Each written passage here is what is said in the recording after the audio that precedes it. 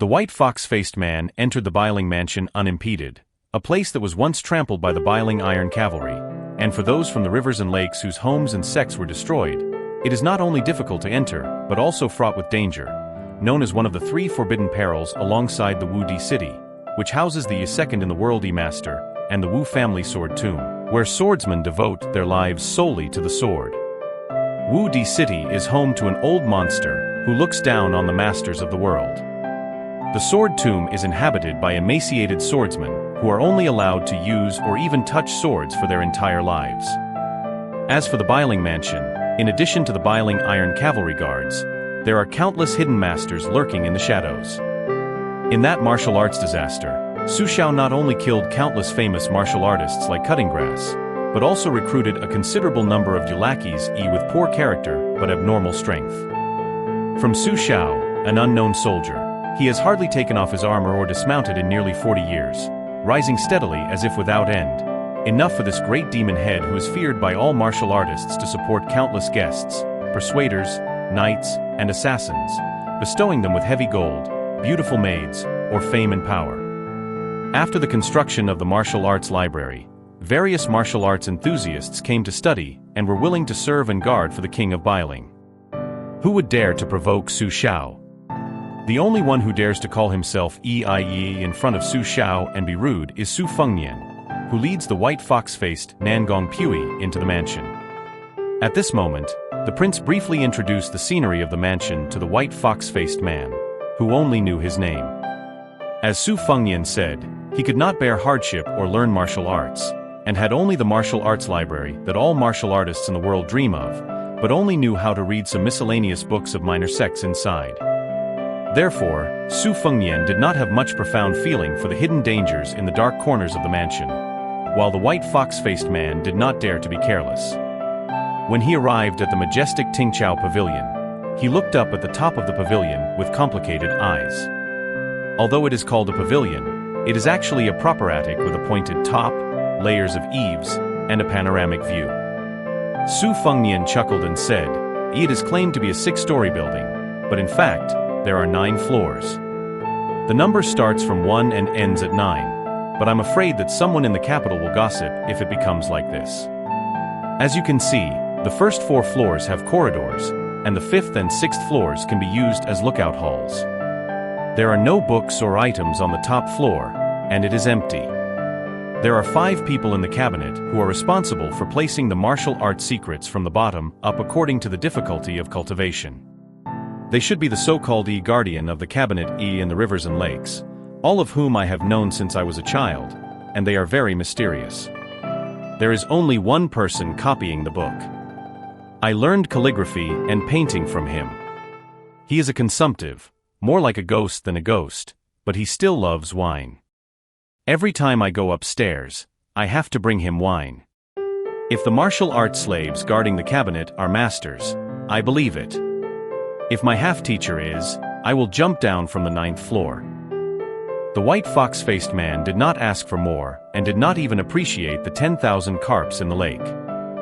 He turned around and left lightly, saying, "You should first help me get a set of Zumaji Z out. There is only a half set in the Buddhist Holy Land Bailinsi, and there should be the other half in the cabinet, totaling 6 volumes. I read quickly, and it is too troublesome to read one book at a time. It is not cost-effective for me because I will pay for the wine money you need to go upstairs. I can only give you one of the 2 swords, Embroidered Winter and Spring Thunder, so you go upstairs less, and I will feel more at ease."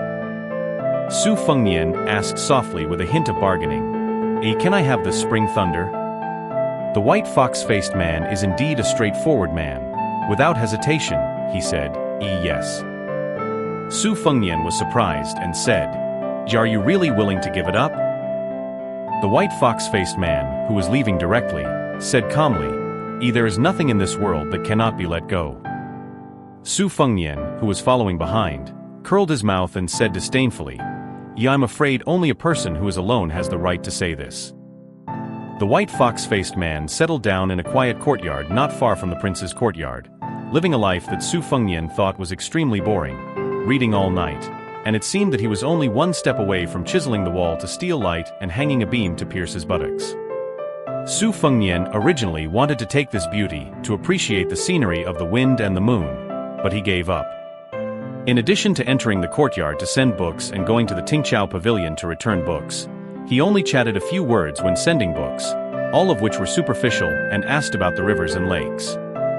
For example, he asked the white fox-faced man who is the best among the top 10 masters in the world, and whether the four great beauties are really so beautiful that they sink fish and fall wild geese, all of which are naive questions for laymen.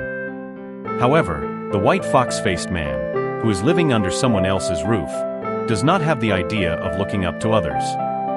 Most of them ignore it. In this regard, Su Fengnian has no way, but the only gain is that the white fox-faced man, who is now inhumane, is willing to let him touch the two swords, embroidered winter and spring thunder, and even doesn't mind him drawing out embroidered winter to entertain himself.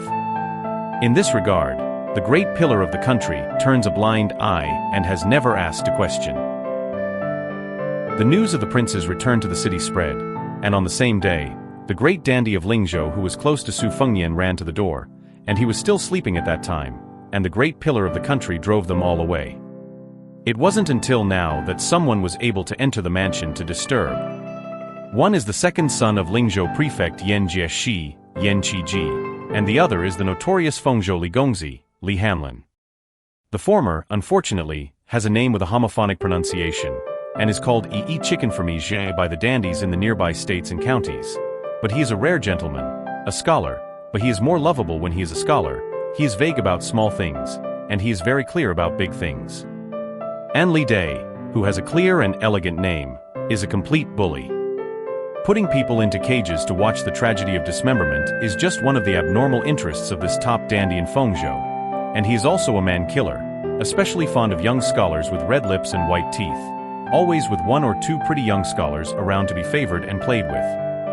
I got to know Yan Jieshi because Yan Gongzi has been used to being a follower of the prince since he was a child, and Su Fengnian also likes to tease this peer who always talks about the teachings of the sages. As for Li Hanlin, this scum, he is ruthless and heartless when harming others, never considering the consequences, but he has no problem when treating friends, and moreover, Li Hanlin has a sister who is extremely beautiful, and Su Fengnian has been coveting her for a long time, thinking that he can get closer to the water tower. In addition to the scholar Yan Qiji and the rascal Li Hanlin, there was originally a good official's child named Kong, but with the promotion of his parents, he went to Beijing to be an official and has not been seen for 4 years, and he is a martial arts fan. When the four people get together, they are basically divided into the leader Su Fengnian who comes up with bad ideas, the meticulous and carefree Yan Qiji who is responsible for mopping up, Kong Wuqi who contributes his strength, and if things are exposed, Li Hanlin who is willing to take the blame, and it is seamless. Ibraza Fenga. Yan Qiji, who has been a little follower for Su Fengnian for more than 10 years, is already a handsome young master, but as soon as he meets, he looks like he is about to cry, and after saying a soft and affectionate name, his eyes are moist. Alas, this guy is good at everything, but he is just too delicate, sentimental, just like a woman. No wonder Li Hanlin thinks this guy is the same as him, but he is a man who likes to play with young scholars, while Yan Qiji is in love with Brother Fenger. Ibraza Fenga. Li Hanlin's greeting is much more domineering, and he wants to hug Su Fengnian who has been reunited for a long time, but the latter raises his foot and gently stops him in the abdomen, laughing and scolding, "You stay away from me, you are full of the scent of powder brought from a man." The friends reunited at the White Crane building on the top of Liangliang Mountain, which is the most suitable for overlooking, and the couplet hanging outside the building. "Ye old friend sent me to Yangguan. Immortals helped me up Huangshan. He is not from those calligraphers who are famous at home and abroad and are worth 1,000 gold pieces for each word, but from Su Fengnian who is 8 years old." Now it looks more and more childish, but even if the iron painting and silver hook have been much more satisfactory now, the copier in Tingqiao Pavilion, that is, the prince's half-teacher, said that this is the most craftsman-like couplet of the prince, both in words and meaning. When the great pillar of the country was happy, he copied it and hung it up carefully, and there has been no sign of changing a couplet over the years. Su Fengnian didn't talk much about the hardships of these 3 years, but picked some fresh martial arts anecdotes to tell the two peers, speaking slowly, listening to the two people with amazement and envy. After a pot of wine, Su Fengnian also finished telling. Yan Qiji and Li Hanlin are still reminiscing, Su Fengnian walked to the corridor, leaned on the railing and smiled lightly and said, now you know you are frogs in a well.